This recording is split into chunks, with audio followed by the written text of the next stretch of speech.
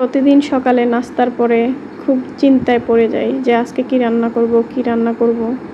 তো আজকে না মাছ পোস্ত একদম খেতে ইচ্ছে করতেছে না, ইচ্ছে করতেছে একদম নর্মাল কিছু করে খাই।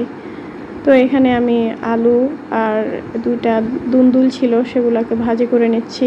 অল্প একটু হয়েছে, তো আমার ভাজিটা হয়ে গেছে। তারপরে আমি পেঁয়াজের জন্য ডালের মিশ্রণটা তৈরি করে নিছি, মসুর ডাল আর কি। তো এখানে এগুলো দিয়ে দিলাম। অন্যদিকে আমার ভাতটাও ফুটে গেছে, ভাতগুলোকে একটু নেড়ে চেড়ে দিচ্ছি। তারপরে আর কি এইদিকে আমার পেঁয়াজগুলো হয়ে গেছে। গরম গরম ভাতের সাথে এভাবে পেঁয়াজ দিয়ে ভাত খেতে অনেক বেশি মজা লাগে। তো আজকে এটাই খাইতে বেশি ইচ্ছে করতেছিল, একদম শুকনো শুকনো ভাতের সাথে।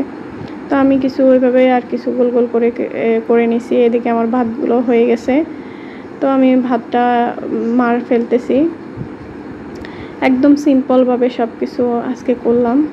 তারপরে এখানে আমার শাশুড়ি বলতেছে যে সব শুকনা শুকনা কীভাবে খাবে, এখানে মাছের ডিমটাও করে নিতে। তো আমি মাছের ডিম তো সবাই জানে কীভাবে করে। তো আমি এখানে একদম সিম্পলভাবে মশলা সব কষাই ডিমটা দিয়ে দিলাম।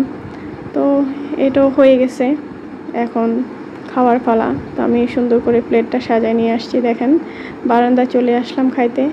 তো আজকে কেমন লাগলো আমার দুপুরের রান্নাটা।